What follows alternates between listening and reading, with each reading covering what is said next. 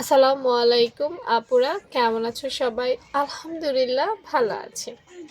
আজকে তোমাদেরকে সুন্নতি জামার মেজারমেন্ট দিব এবং এটা অবশ্যই 44 সাইজের জন্য কার্যকর।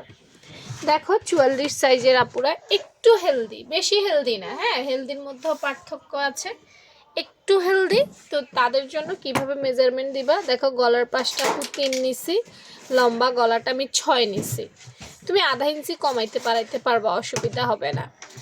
কাঁধলাইনটা আপু 8 ইঞ্চি নিছি, মহড়াটা আপু 7 ইঞ্চি নিছি। আর এইগুলো হচ্ছে বডি সাইজেরকে আপু 4 দিয়ে ভাগ দিছি। 44কে 4 দিয়ে ভাগ দিলে 11, 40কে 4 দিয়ে ভাগলে প্যাট লাইন 4 দিয়ে ভাগ দিলে 10, আবার কোমরটাকেও 4 দিয়ে ভাগ দিলে 11, ওইটা দিছি।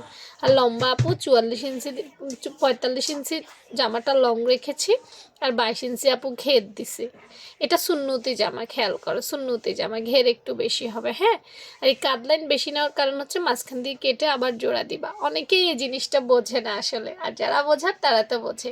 কোনো কিছু না জানলে আমাকে কমেন্ট সেকশনে লিখতে পারো, অন্য কোনো মেজারমেন্ট দেখতে চাইলেও জানাতে পারো। আর রেগুলার আপুর এ ধরনের ভিডিওগুলো পেতে অবশ্যই ফলো দিয়ে রাখো। আল্লাহ হাফেজ।